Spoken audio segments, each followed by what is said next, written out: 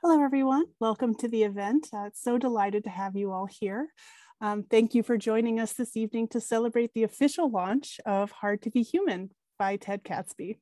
My name's Ariel Hudnall, and I'm the director at ZG Stories. I'll be your event technician for this evening. We're really excited to see so many of you here and on YouTube. But before we get started, I just wanted to address a little bit of housekeeping.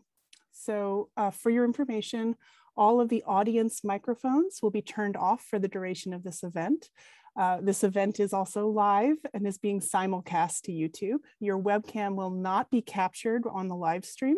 However, if you would prefer not to have your face visible, please keep your camera off during the event.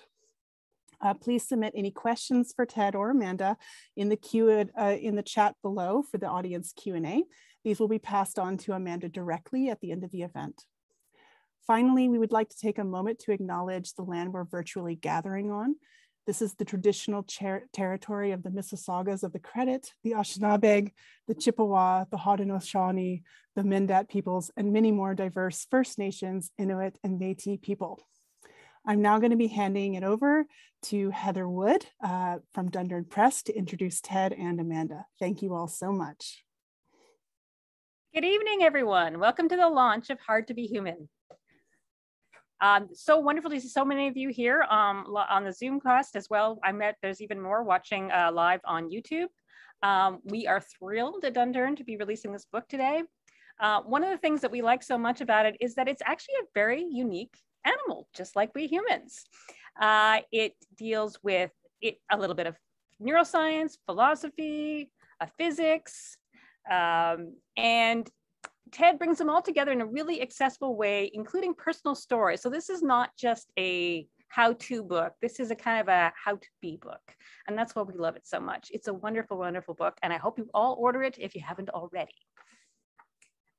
So a couple of things. It's a very simple agenda for this evening. There'll be about 20 minutes of back and forth questions and answers between Amanda and Ted Cadsby. And then after that, we've got 20 minutes of questions and answers from all of you, which you're all invited to ask questions in the chat. We're aiming to wrap up by 7:45 a.m. 7:45 p.m. a.m. That'll be really terrible because we don't want to, because we know that how being online for a long time could be a bit tiring. But right now, it's my great pleasure to introduce both Amanda and Ted. Amanda Lang, who is our host this evening, is well known to probably all of you. And she probably doesn't need any formal introduction, but nevertheless, she's an anchor at B&M Bloomberg and is the author of two wonderful books, The Power of Why and The Beauty of Discomfort, both of which make her the perfect host for tonight. And we're thrilled to have her join us tonight to grill Ted. We're very excited to see him when we put on the hot seat. Ted has a very impressive CV, which I won't recall in detail, only because he's too honest. He's a really awesome guy. He's a corporate director, speaker, writer, and a former executive vice president of one of Canada's big banks. This is his fourth book and the one that's most important. And so we really hope you order it again, Hard to Be Human by Ted Cadsby. Please take it away, Amanda. Thank you. Thank you so much, Heather, and it's great to be here. It's great to be here with Ted. And I must say, I was particularly pleased because I love this book. But I was a fan of Ted's after his third book, I guess, his first book in this realm, which was Closing the Mind Gap. And Ted, I actually think a great place for us to start, if you don't mind, is what brought you to this book, and away from your first two books were more in keeping with your past life as an investment executive. So you shifted gears, you got into the neuroscience, you got into the human brain with Closing the Mind Gap. What was the process that took you there and then to Hard to Be Human? Yeah, well, thank you. And thank you all for joining us tonight. Greatly appreciated. And thank you to my good friends, the wonderful people at Dundurn who brought this project to life. Yes, I guess for me, there's a very clear line, which wouldn't be so obvious, which is my first books were really focused on the mistakes that people make when they're investing because of their own humanness and the mistakes that they're prone to as humans, but also because they never often really truly understand how markets and stock markets in particular work. And as I developed that theme through the first two books, the third book was broadening out to think of how people make mistakes in general in their thinking, not just investing, but more broadly speaking. And the natural extension for that, as I continued my research and writing, was how do we make life much harder for ourselves than we need to by virtue of our imperfect brains? And I use brains and minds interchangeably. The way we think about things, the way we react to things is so patently imperfect. It's been good enough to get us to where we are today, surviving wise, but it's so patently imperfect that it makes life harder than it needs to be. And so I guess what I was focused on early in my career were the unforced errors that investors make. And now I'm more focused on the unforced errors that all of us as human beings make in our life in a way, as I say, that makes life harder for us as human beings, certainly than other animals, but harder than it needs to be. And spoiler alert, you don't just describe the problem, you do offer that there is a solution here. And as with most things, acknowledging you have a problem is the first step. So we are imperfect, our brains are imperfect. Something I learned from your first book that I think is really foundational to Hard to Be Human is really that our brains evolved really well to suit a certain period of time that was a long, long time ago. The linearity of it, just kind of briefly, and I will say this, Ted, you got into this subject really at the leading edge. I mean, now neuroscience is something everybody kind of dabbles in. We all want to know more about it. You were doing this right in the beginning. And I know that because I dove into your first book for that reason and became so fascinated by what you were describing. But just how is our brain unevolved for what we need today? Yeah, no, you're absolutely bang on. We've got two problems. We've got this really complex mental apparatus that is so complex, we have yet to really master it. It can do all kinds of things that we are not as in control of as we have the potential to be. But then there's this other element layered on top to make things even more difficult, which is exactly what you're speaking of, Amanda, which is that our brain/minds evolved over an unimaginably long period of time. And then in an evolutionary instant, we ended up creating this very complex world. We're socially interconnected in ways that our ancestors couldn't even imagine, couldn't even fathom. And therefore, we're presented with all kinds of difficulties and challenges that our intuitive brain, the brain that operates on an intuitive level, is not very well equipped to manage or handle. And that gets us into a lot of trouble. When we were hunter-gatherers, the world, as you say, as you alluded to, is pretty simple. The signals that we received and responded to were pretty clear-cut. And even in our agricultural revolution, and only a handful of generations ago, 90% of the population on the planet were farmers. And even those signals are pretty straightforward to interpret and respond to. Now, in this world, and especially today, there is so much information that is just poured upon us that it's hard to make sense of reality, truth, fiction, lies, how it interconnects, what the true causes of things are. And, you know, that is a new problem for the 21st century people. And it's one that we all struggle with, and one that I really tried to tap into in the book. And as you say, and thank you for mentioning it, you know, half the book is describing the problem. The other half is addressing the solutions, not Ted Cadsby solutions. I'm not that smart. What my gift is, if you can call it a gift, is corralling other people's really good ideas. So what I've tried to do is corral solutions to what I consider to be the 5 big design flaws of the human brain. And I want to come to them and actually try to hit each of them briefly with sort of the fix, because that's really the nitty gritty here. But to get there, I think a really elegant way to do it is to steal from your book and ask you about the 5 most important words in the book and what we mean by them. When you lay them out, what table are you setting there? Because I think it gets us into our 5 flaws pretty well. Yeah, good. Thank you. That's a very nice segue. You know, it's obviously hard. And I went out on a bit of a limb to pick just 5 words in the book that I thought, if you remember nothing else, remember these 5 words, which is that to know is to simplify. To know is to simplify. In other words, there is nothing that we think about, there's nothing that we think we know that isn't a simplified version of reality. And that's because, as impressive as our brains are, there's only so many neurons that we have up until now crammed into these cortexes of ours. So there's always missing information. There's always pieces of the puzzle that are not accessible right away to our quick thinking, intuitive brain.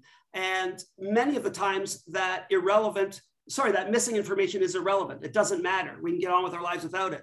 But when we enter into the realm of complexity, especially 21st century complexity, a lot of that missing information is very, very relevant.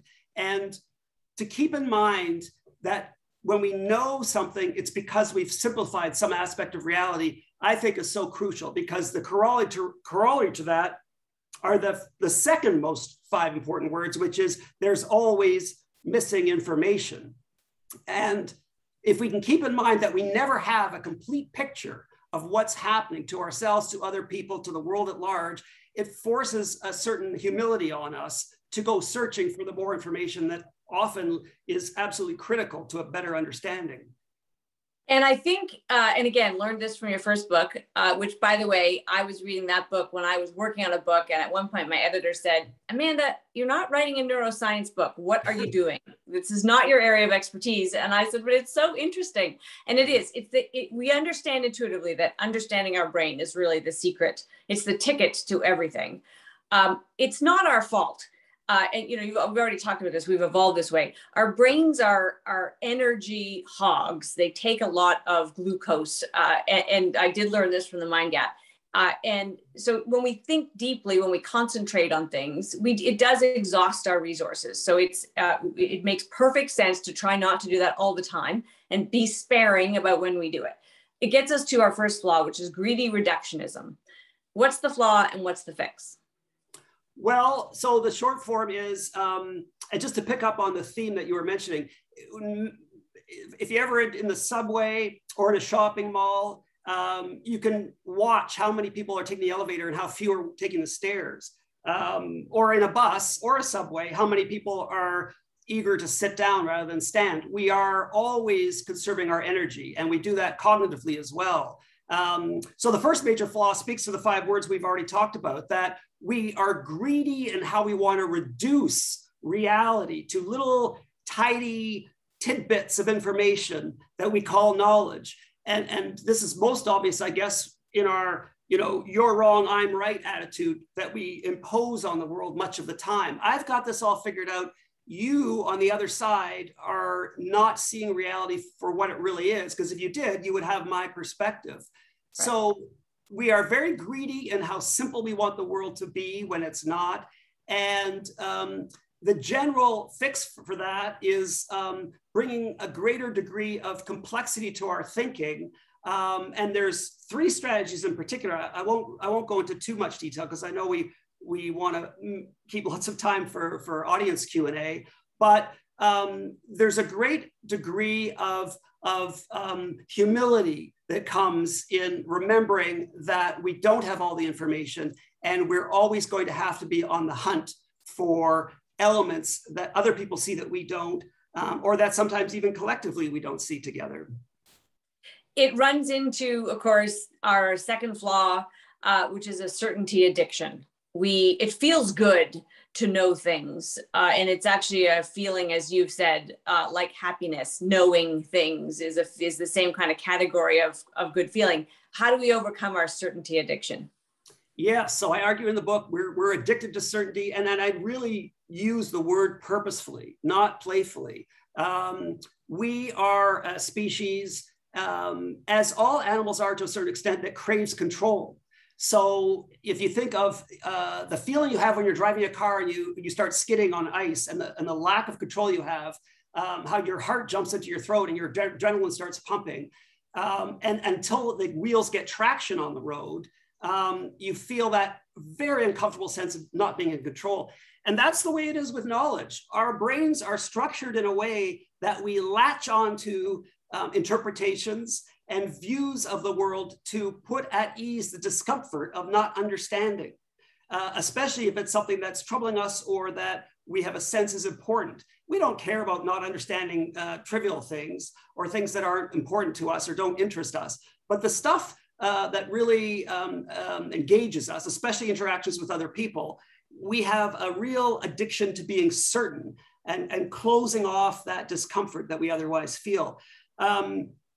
You know, very broadly speaking, the solution is one that I attribute to the philosopher Friedrich Nietzsche, the existential philosopher, where he came up to say that all truth for me is provisional, meaning that anything that we call true or anything we think we know is at best good enough at this point in time until I get more information or another perspective or something that might alter our truth. And we really see this in the evolution of science, you know, from Galileo to Newton to Einstein.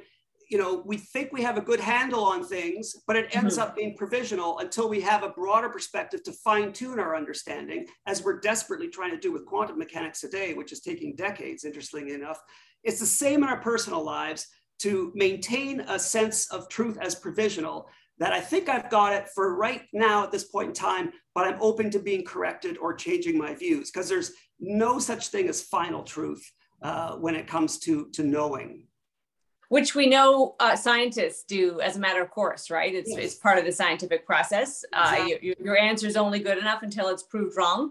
And yet we are surrounded, of course, by messaging that wants to convince us there is one true answer. And I will get to the Facebook conundrum, if I can call it that, but the social media problem we have of echo chambers. And but some of that does play into the third flaw, which is our negativity bias, which is also neurological. This is not a personal flaw. It's not a personality issue.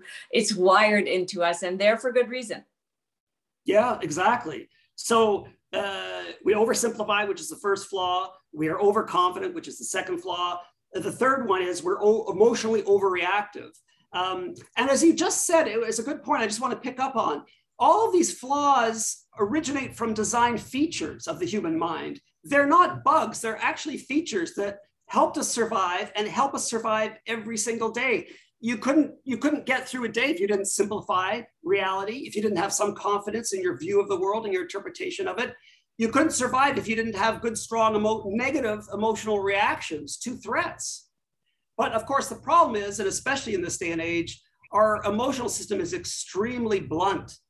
So whereas it's very appropriate to get pumped up on adrenaline, cortisone, if a tiger is attacking you or someone's trying to steal your food, someone bumping into you in a hall or giving you what you perceive as a nasty look over the top of their masks can sometimes elicit a strong reaction that is completely disproportionate to the trigger. And that is where we take ourselves emotional hostage. We spend so much time in mental turmoil, in an emotional negative sense, because of this design feature, negativity bias, as you mentioned, where we have a bias to reacting very negatively to the world in certain circumstances, and it gets overblown. And the solution, actually, I'm gonna, if you don't mind, I have this, I was just looking this over before our launch tonight. And I was thinking, if this question comes up, it's the only one I marked in the book. There's little bits and pieces of the book that I'm very proud of. And this is one that I was just rereading. And I'm just going to whip through it very quickly because it speaks to the interesting case that negative emotions are more than positive ones. So bear with me, and here's the list I go through. Pain is more painful than pleasure is pleasurable. Failures sting more than successes feel great. Losses upset us more than gains excite us. Criticisms have much more impact than compliments. We weigh negative traits in others more heavily than their positive traits. Strong negative emotions persist longer than strong positive ones. Pain comes in many flavors, pleasure in but a few. There are 67% more words for negative feelings than positive ones. So I wasn't planning on reading that, but if the question came up, I wanted to go through that list because it was quite stunning to me as I did the research about how deep and persistent our negative emotions can be. And the fix is, very broadly speaking, mindfulness, which means getting a better awareness of those emotional triggers for ourselves and being able to stand back from them, which is very difficult for human beings. It's very difficult for us to self-distance, to take some space, to separate ourselves from our feelings so that we can take a more bird's eye or objective perspective of them. And then there's, you know, a number of strategies that I outline under mindfulness to be more specific about how to go about that. But that gives you a little bit of a taste about flaw number 3. But interestingly, we should stress, and people know this, that mindfulness, and however you want to describe that process of stepping back and you know, taking a beat before you actually inhabit the thought or the emotion, it's a muscle you can exercise. That's a horribly flawed analogy, but it's a practice you can do that does get easier every single time, which I think is important because it can feel sort of impossible when it's something that's very powerful to you. Everybody else's problems are always easy to manage, but your own are not. And it can feel, you know, gargantuan, and it really isn't. It's something you just get better at a little bit at a time. Yeah, I think it's a brilliant analogy, actually, Amanda. Sometimes people ask me, Ted, do you meditate? And the answer to that is much more convoluted than anyone would ever want. Because the answer is essentially to that question for myself personally, yes and no. I employ what I call meditative techniques.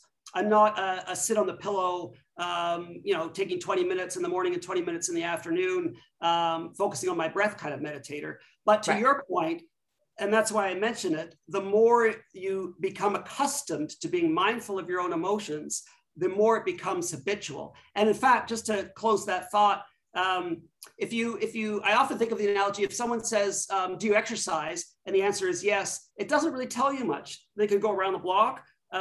They could do a heavy workout with a trainer for an hour. You know, meditation comes in many forms and many flavors. And I believe, contrary to much of the Western mindfulness movement and secular Buddhism today, I believe you have to find an approach that suits you as an individual, just as you have to find an approach to exercise, whether it be swimming or walking or weights or running. Everyone has to find that right groove for them. And once you find that groove and you play with it and work with it and develop it as a habit, to your point, it becomes more of a second nature, notwithstanding how difficult it is to develop that as a habit. All right, and we're going to come back to that because this is a really important, this is maybe getting close to the central concept of the book, but the 2 final flaws kind of masquerade as positive. They're features, actually, the features are quite positive. And it's easy for us to be very proud of these features, but the flaws they contain can actually be very profound. And these are 2, actually, Ted, that don't get a lot of airtime. So I think you should be proud of this part of the book, just so you know. But being functionally flexible is one of them. It's a good trait. It's an evolutionarily important trait, but it can trip us up. Yes, good. Thank you. You know, everything that differentiates us from other animals is a mixed blessing, and this is a good one. We are so amazing because we can adapt to different social environments. I mean, obviously, we're stupendous adapters to different environments, and that's how we've been able to survive as a species. But what I find interesting is individuals. We can be introverted in some cases when it calls for it. We can be extroverted in other cases. We can be aggressive when we feel we have to assert ourselves. We can be more passive. We can be soothing to others. We can be more tough on them in terms of helping them see the light, see the world in a broader way. That functional flexibility, and that's what it's called by anthropologists, that functional flexibility is an amazing feature. However, like all of the features, it comes with a cost. And that cost is internal conflict. So no other animal is torn between wanting to keep a svelte figure, but have a second helping of dessert, or wanting to get a good night's sleep so we're fresh and ready to go tomorrow, but watch just a little bit more of Netflix because we're not quite finished that next episode. And it's amazing as a human being. We have this ability to be functioning flexible, but it morphs very easily into internal conflict with among ourselves. And I mean, this is where you look at your Labrador and wish you could be more like them. But unfortunately, a lot of humans actually deal with that internal conflict in very negative ways, right? That's where you see self-soothing happen, which for adults can take addictive forms, very bad habits. What's the solution that you would offer to the internal conflict we feel? Yeah, well, one of the things I stress in the book that I found fascinating as I was reading through it and contemplating and researching it is that the Buddha and Carl Jung, the psychologist, protege of Sigmund Freud's, they both started with the Hindu philosophy that there is a true self within us that we have to tap into. Interestingly, the Buddha completely rejected that and said there's no such thing as true self. All there is, in reality, in totality, is non-self, of which we are a part. There is only one substance, and that is non-self. There is no self that's differentiated from non-self. Right. Jung, who was also a very highly influenced by Hindu philosophy, as was the Buddha, obviously, centuries later, came to the exact opposite conclusion, and he embraced Hindu philosophy, which was that we have to tap into the true self underneath our egoism, buried deep to an extent in our unconscious. So very long story short, I've tried to take the best of both of their thinking, the Buddhas and Jung, to come up with what I think is a viable solution. And I won't go into a lot of detail, but the self as a concept, as a self-concept, is very important to us, whether it's a true thing or not, and I'm very skeptical of whether it is. But as a concept, it's crucial. And therefore, our task as human beings is to integrate all those various pieces of ourselves that are in conflict. And I go through, a number of ways to accomplish that, some from psychology, some from philosophy. And I think that is one of the biggest tasks that we have as human beings. That was certainly Jung's view. Jung's view was that our main task in life was to, what he called individuate, to integrate our various selves into a coherent whole so that we become fully actualized. And in that sense, he was the precursor to the whole self-actualizing, self-help movement that followed him decades later. And which actually gets you quite neatly into the fifth feature and flaw, which is our search for meaning. But we can take it off track. Walk us through this one. This one is probably the nearest and dearest to my heart because it kind of, to me, it relates to the question of how hard is it to be a human being. And what I found fascinating and new for me, a new insight as I was researching, writing the book, is that obviously it's a truism to say some people have harder lives than others, right? We're all born into different situations. Trauma and tragedy can befall others to a greater extent than others, to a greater extent than others. What I find interesting is what is less obvious, which is that some of us find life harder than others, notwithstanding or independent of our circumstances. So an individual question to ask someone is not, do you find your life hard, but do you find life hard? Because some people need a lot of meaning in their lives. Other people don't. Other people are very successful, very effective, very contented with their lives, and they don't feel a strong need for meaning with a capital M. Others, and I put myself in that category, in the second category, the one I'm speaking of now, need a lot of meaning. And our brains are designed to search for and find answers for everything. So it's only reasonable that we would look up to the sky and say, what is the meaning of it all? What is the meaning of my life? And I recount in the book, an episode I had as an early teenager where this really hit me very hard in a very profound way, and something that I've been struggling with and trying to make sense of for decades since then. And I've come up with answers that I find very satisfying. They may not satisfy everyone. There's certainly non-theistic answers. And I talk a lot about theism and religion in the book, because that is, for many people, where meaning resides. In fact, when I was telling someone about this book, they said, I don't need to find meaning. I have meaning. It's my religion. It's my faith in God. For those that doesn't provide a solution for, I've come up with some leading edge psychology, again, not my ideas, tapping into the ideas of psychologists on what it means to find meaning in life and to make a meaningful life and to feel that it's a meaningful life. And I'm very happy, I don't have to, I'm very happy to take some audience questions here, and we are getting some good ones. But I do want to say, one of the things you have done here is put yourself in the book, Ted. I mean, there are personal stories, you do share things that I wondered if that was hard, if that was a big leap for you, or if it felt natural because you were in the material also thinking about your own brain and your own life. Did it come easily? Yeah, the book was originally written without any personal anecdotes.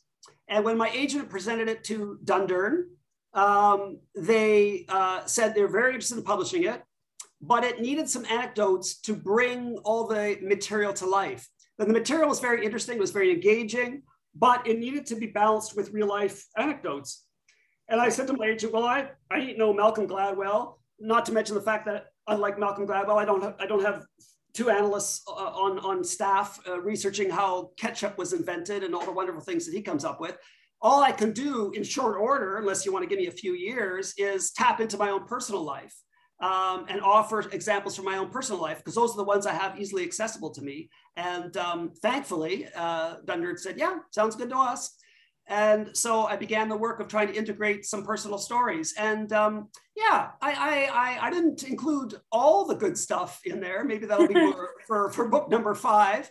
But there are certainly some personal revelations in there that very, very few people know about me. And some of them were, I had to work with some good editors to get the wording just right, so I didn't come off looking too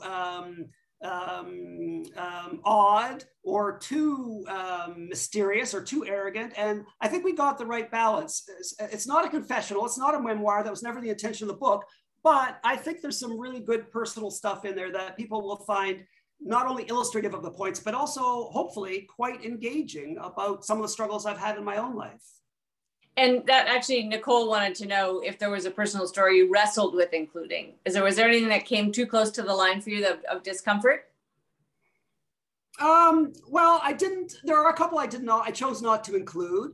There were a good few that I asked a number of people and especially the editors on what their reaction was. I think one of the most embarrassing things any of us is capable of is flaw number 3, which is emotional hostage taking, and doing things that we regret in past in the heat of the moment.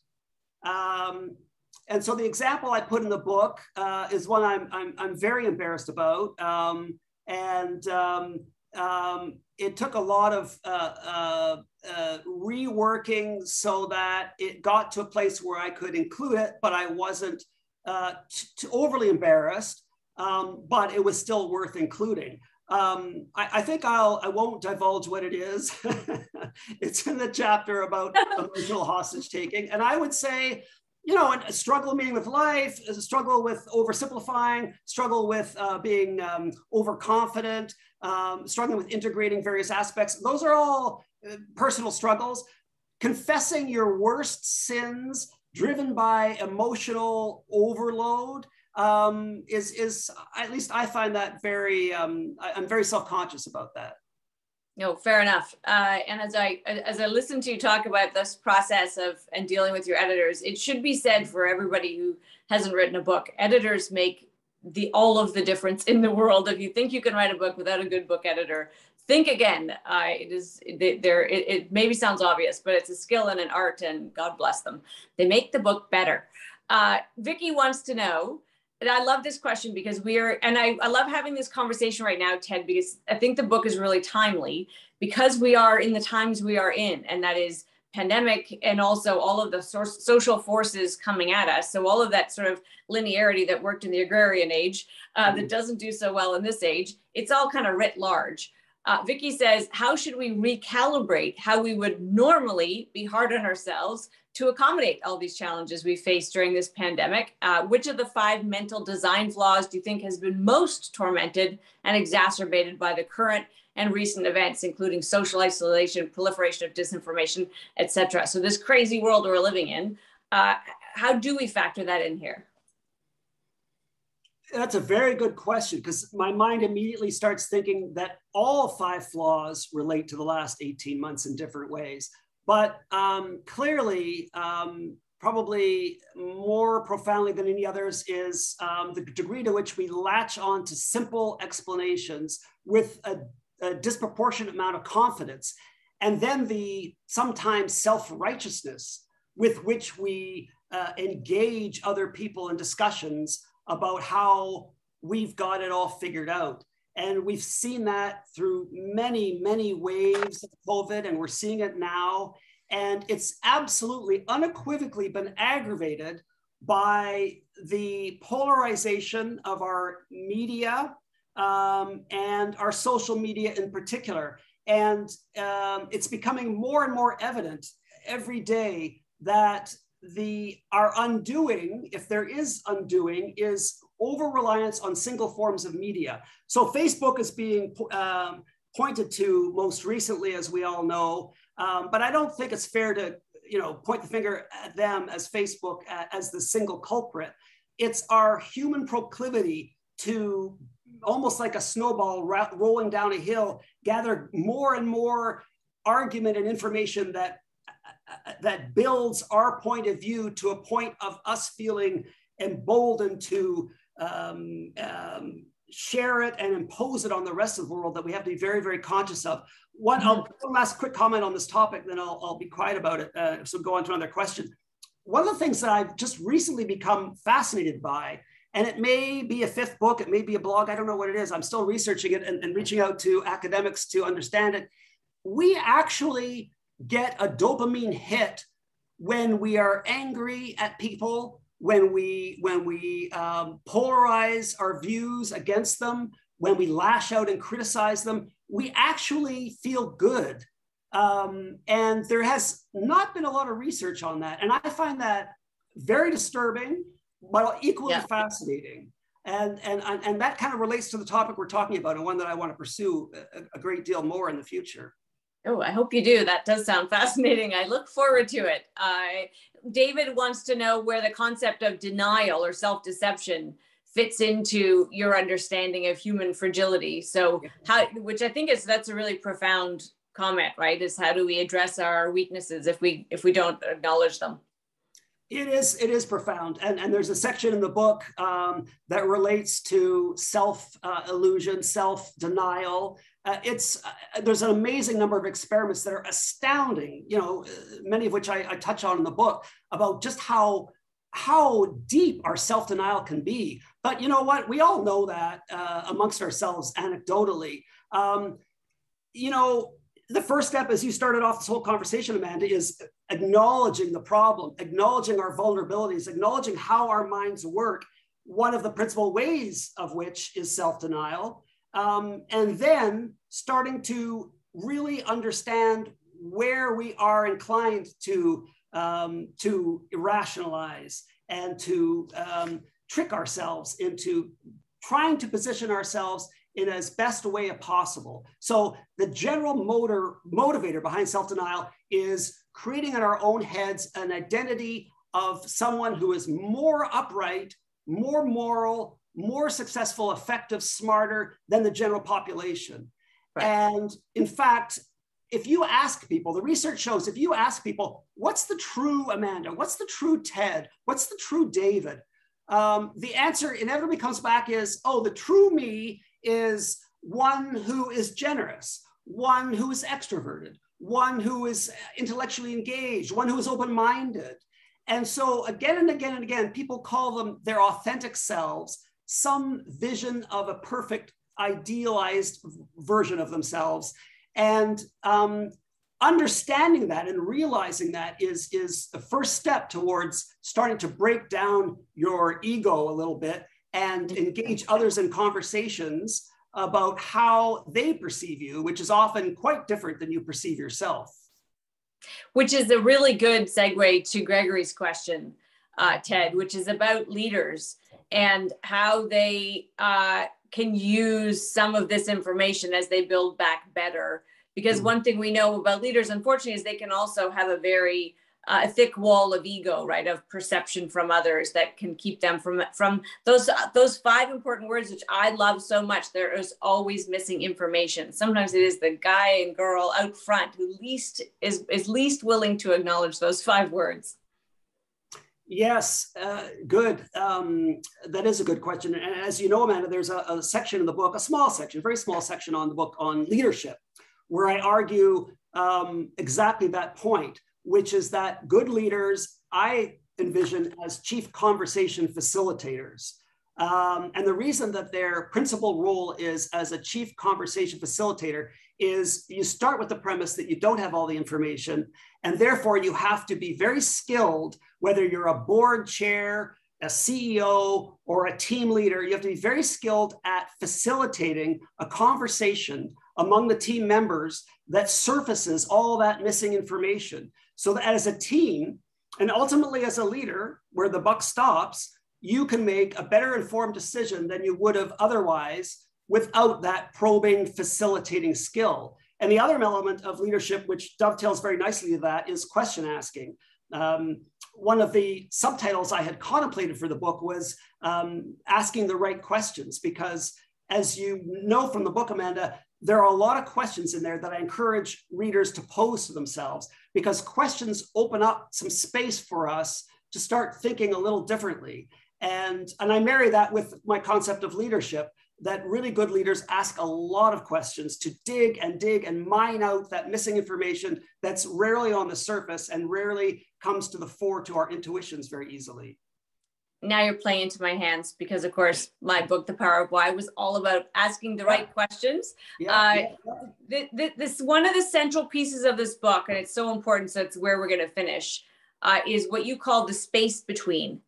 And this is a big, you actually call it the hugest idea of all. This is the central idea. If we can get this right, the rest, I think, becomes kind of like the cherry on top.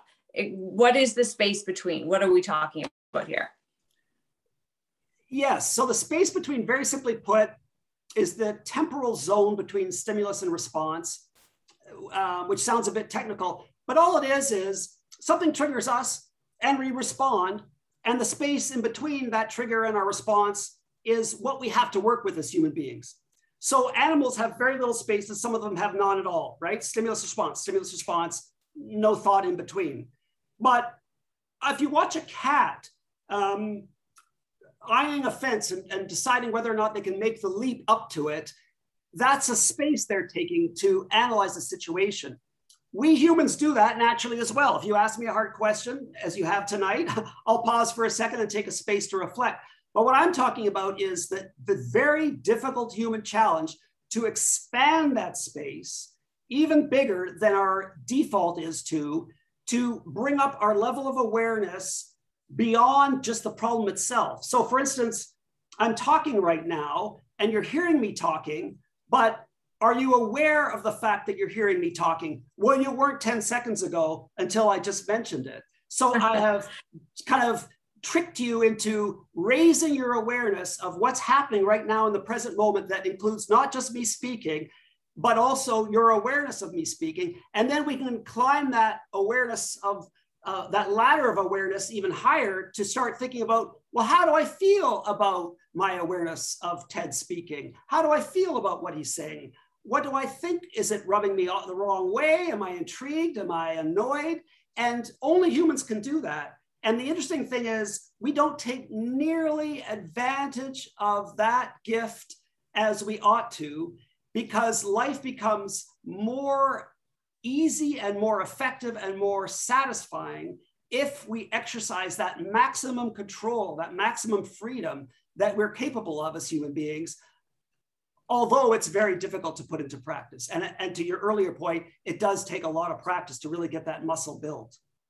Which is, it's interesting, I think. Are you surprised that we don't do better at training this that it's not something we start teaching in kindergarten. I know we've talked about this. We've talked about mindfulness for kids, but this notion that you describe of your system 1 and system 2. System 1 is the old clunky brain. System 2 is the executive functioning brain. I'm sorry to paraphrase like that, but that if you can help system 2 out and give it a leg up just a little bit more often, everybody around you will be happier and you'll be in better shape. Why don't we teach our children this? Why isn't there a manual for how to just slow down?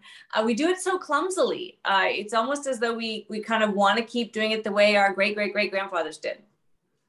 Yeah, it's a very good point. I wish there was a manual of some kind. Oh, wait. Sorry, I couldn't resist. That was very obnoxious. You're absolutely right. You're absolutely right. It's something that we ought to be teaching our children. As certainly as parents, the least we can do is try to inculcate the idea and the importance of not just reacting too quickly, not letting our system 1 brain, our old, ancient, intuitive, fast-acting brain dominate, because that part of our brain is a bully. It wants what it wants and it gets what it wants. And that's why I call it an addiction to certainty. It's system 2 that lets us override it if we have enough space between stimulus and response to do the thinking and the hard work of overriding it. But it's not our default. It doesn't come naturally. And I really, truly wish that it was inculcated in our education system in a much more meaningful way than it is. And I'm optimistic that over time it will be, but it's taking a while. It's taking a while for a lot of this research and new thinking to come to the fore and then be shared with population as a whole, and including and especially our young ones. Well, you've made a meaningful contribution with the first book and now this book, which really does advance this whole conversation. And as I said, Ted, on the cover of the book, it's a manual. It's how we can live a better life despite ourselves. And it's so useful as such. So I thank you for writing it. I know it's not an easy thing to do, but very rewarding. And I think you will find as it goes out in the world that that's even more rewarding, because I know you're going to get great feedback. And thank you for doing this evening. It's great to have this conversation. Right back at you, Amanda. Thank you so much for joining us tonight. And thank you for making this fun and exciting. And thank you, of course, to all the wonderful people at Dundurn to make this project come to life, as I said. Thank you all for joining us tonight to participate. I'm very grateful for that, and I hope you enjoyed it. Good night, all. Thank you. Good night.